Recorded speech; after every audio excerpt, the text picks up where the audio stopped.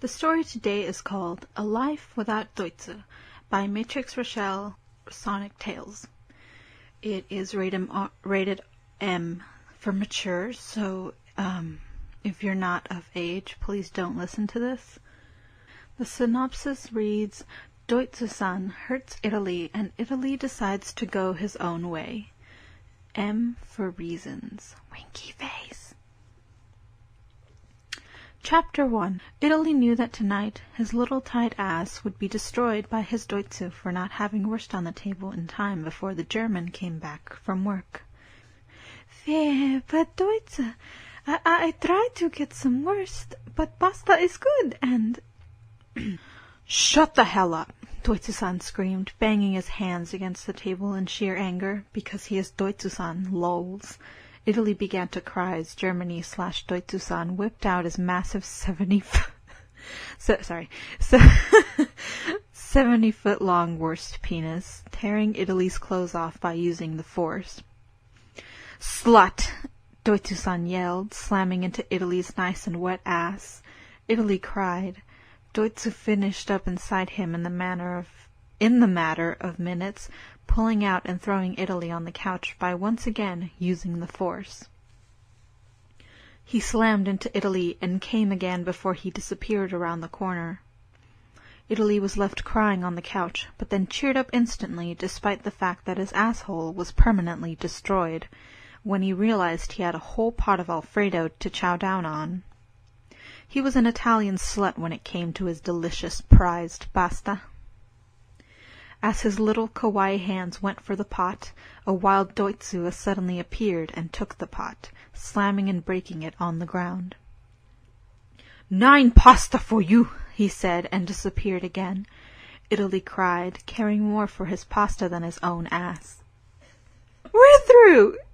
With that, Italy somehow packed his stuff without going upstairs, and his pasta things before he left. All the chapters in the story are short, so I'm just going to keep going. Chapter 2, Spain and Romano.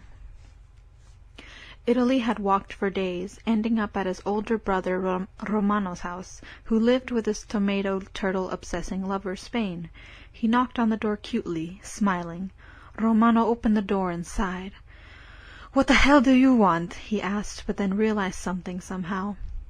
"That the fucking potato bastard threw down your pot of pasta? How dare he?" Spain came behind Romano upon hearing the yelling, putting a hand on his shoulder. "Oh, Romano, don't yell at Italy. His ass was taken advantage of, and his pasta was thrown," the Spaniard said cluelessly. "Shut up, tomato fucker," Romano yelled, somehow making Italy teleport into the house. He slammed the door closed twice before making out with Spanish kawaii man right in front of innocent little Italy. Oh, Romano, see? Shit. Sex makes me laugh, I'm sorry. Spain was enjoying himself, he and Romano's clothes melting off before they somehow began to have the sex. Italy watched in amazement, feeling horny. Via Romano, I'm so horny. Oh my god, what am I reading? Kawaii Italian said. Both Romano and Spain took turns with each other's asses before Spain's glorious ass was somehow around Italy's member. They had sex for hours, cum all over them. They somehow ended up in bed, and Spain began to sing. Okay, I'm gonna tell you guys right now, I'm not gonna sing, because I looked up the song that the lyrics go to, and no. So I'll just link the song that's in this fan fiction, so y'all can listen to it for real, and maybe imagine Spain singing it. So he sings, yada yada. Romano shot Spain in the face, but his face was still perfect, and he was still alive because he's a nation. Italy cried and teleported to someone else's house. But whose? Chapter 3. England. Italy had somehow teleported to England's house, smiling as Flying Mint Bunny played with his curl and made his kawaii cock erect again. "What the bloody hell?" England shouted, his clothes melting off and somehow his body moved on its own, his ass now being penetrated by hard Italian dick. Shoot. They fucked and Italy teleported again, leaving a panted and came on England, Flying Mint Bunny licking the cum from his master's body. Jesus, what am I reading? Oh my gosh. Chapter 4, France. Italy didn't transport this time and instead walked all the way to Paris where a sexy, depraved, and horny Frenchman was awaiting, a smiley Italian to play with if you catch my drift. Italy knocked on the door like a kawaii anime dandere, and who answered the door was a horny Frenchman with a godlike body. "Via, Big Brother France!" Italy cheered, walking inside the house. Shoot. I can't do that. "I smell the scent of passion and love-making coming from you," France remarked, a glass of wine appearing in his hand as he drank it. Italy nodded. "Vee, you're going to be so proud. I had sex with Romano, Spain, and England so far." France raised a brow, honing. "You had sex with Angleterre? How is that even possible?" He chuckled before snapping his fingers, making him an Italy transport in his bedroom. The sexy-ass Frenchman was naked, holding a rose in his hand, a rose in his mouth, and a rose covering his glorious private parts. "You haven't had sex with moi yet? Make me proud." Italy came inside of France a couple of times, winky face, before he went on to fuck the next person on his to-fuck list, Austria. Chapter 5. Austria. Too lazy, so Italy went to Austria's house and fucked him against his prized piano. Enough said. Chapter 6. China. Italy had a great time making his bitch, but looking through his mental to-fuck list, he was thinking of who he should fuck next. "There, China," Italy had concluded, running to the ocean and riding a whale all the way to China. Italy knocked on China's Hello Kitty printed door, waiting until China had opened the door. "I've been waiting, Aru." Shoot. China purred, pressing his hip against the door. His long, luxurious hair was down, flowing beautifully over his pale shoulders as the skimpy, short red and gold hanfu he was wearing was tight around his waist. The oversized sleeves outstretched past his slender arms, and the shoulders fell down, putting those small shoulders on display. Italy grew horny instantly, knowing he'd have a field day with the feminine-looking man. "Well, come on," China beckoned. Italy appeared in the house, the door slamming by itself 3 times. China got in doggy position, moving his hanfu out the way so horny yet still innocent, and kawaii Italy could see his perk, smooth ass, along with the panda birthmark above his left ass cheek. Italy pounded straight in, fucking the Chinaman for days on end. They didn't stop until day 8. China's ass was so full of cum that it leaked into his large pile on the floor. Italy disappeared, going to fuck the next person on his list, while Shinari-chan came to China's house at the right time, doing the nasty all over again. Oh my god. Chapter 7. Japan. Italy had ended up outside of Japan's house, the Japanese otaku and shyest man in the world. Italy was wondering how he would pull it off, but then said, "Fuck it, who cares?" as he transported into the otaku man's house. Japan was playing with sweet little Pochi when suddenly Italy appeared. "Oh, konnichiwa, Italy-san. Strip," the kawaii but seme Italy had demanded, causing Japan to get all shy and kawaii like he usually does. But his clothes melted off, and he was suddenly in doggy position on the couch. Italy got behind him and proceeded to fuck him dry, nutting him one last time, which was 18 hours later. Japan was panting like a dog in heat as Italy transported to his next bitch, Prussia. Chapter 8. Prussia. Prussia was laying on his bed, taking nude selfies of his awesome body and so-called 5 meters, though his brother's dick is much longer. Oh my gosh. Sorry. Italy happened to be watching the oblivious albino, wanking off his stiffy and dripping pre-cum onto the supposed-to-be-dead nation's wooden floor. "What the hell?"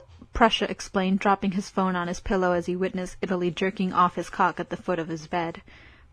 Prussia smirked when he realized why, striking a sexy pose. "Want this awesome ass?" he challenged. See, I want to be buried in hot German ass." What am I saying? Italy then pounced on Prussia like a fucking animal, tearing his ass apart as they fucked rough all night long.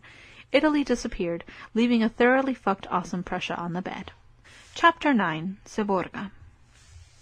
Oh, Seborga too. Oh, that poor boy. Italy had went back to his land, Italia, in search of his other brother, Seborga. He was most likely flirting, but surprisingly he was sitting at the beach, wearing nothing. Seborga turned to him, smirking and uncovering his penis. "I've heard about your fucking spree. Come get this sweet ass now." And so Italy did, pounding in and out of Seborga. Become a secret agent with me and Romano," Seborga suddenly cried as he came a fifth time, falling onto the sand. Italy was taken aback at first. A secret agent?" he asked, tilting his head. Seborga nodded weakly, cum dripping from his worn-out ass. "See, so we can destroy that American bastardo." Italy thought about it before nodding. Chapter 10. America and the Italian Trio. Italy, Romano, and Seborga had somehow gotten together the next day, wearing suits provided from the Italian mafia, as they held BB guns in their hands, Italy having a white flag in his pocket, just in case. The Italian trio had walked to the ocean, looking badass as they rode sharks all the way to U.S. of fucking A. America, fuck no.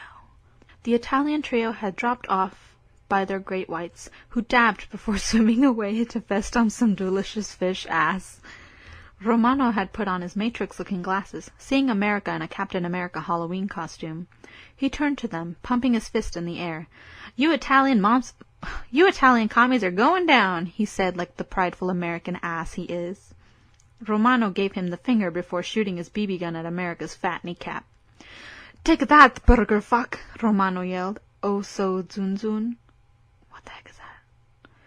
Seborga shot at America's crotch, making the Captain America costume explode and his body become exposed. America blushed, trying to hide the massive cock that just sprung out, but the Mafia Italian trio walked to him, pushing him to the floor. Italy got behind America, pounding into his butt as Romano got penetrated by America's dick. Seborga proceeded to suck on Romano's prick while fingering his own ass. Oh my goodness. The Italian and American foursome had went on for hours, until Captain America wannabe was defeated, his ass and dick wrecked. Chapter 11. Female Countries. Tss.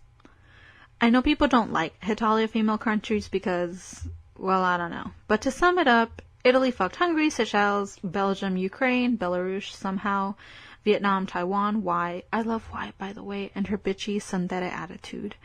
Monaco and Czech. Fucking love Czech. Look her up, please. No Liechtenstein, though. That's just fucking horrible. Chapter 12. Canada. The Italian trio had managed to get their dabbing great white sharks back, who drove them across the sea back to Italy. Romano, Seborga, and Italy parted ways, Italy going to find his next bitch. Canada was flipping pancakes as Kumajiro gnawed at his clothed butt for some odd fucking reason. Canada had heard what happened to Prussia, and was expecting his ass to get handed to him soon, if he was remembered, of course, literally. He really wanted to be fucked, Kumajiro's gnawing at his butt making him feel some type of way, but he was afraid Italy would forget him like normal. The Canadian was about to give up until Italy was suddenly on the side of him, breathing down his neck. Canada jumped, his cock jumping with him. "Italy," he stuttered, seeing that the Italian was already naked and hard. Italy only smirked before pushing Canada's face into his pre-made stack of Canadian pancakes, making his clothes disappear with a snap of his fingers before he entered his butthole easily, since Canada was loose somehow. They fucked and both came before Italy disappeared, leaving a happy pancake slut behind. And that's it! It's technically not complete, but that's the last chapter that's available. And, so yeah. This is by far the dirtiest one I've read. Thanks to the person who recommended this. Thank you to the author for giving me permission to record it as well. If y'all want any other stories, feel free to send them in. I will tell the author and hopefully they'll respond and give me permission to record. That's how I'm planning on doing it from now on. I do want the author's permission before I record these. So yeah, hope you guys laughed at my attempt at really bad accents and reading a really, really raunchy fanfiction.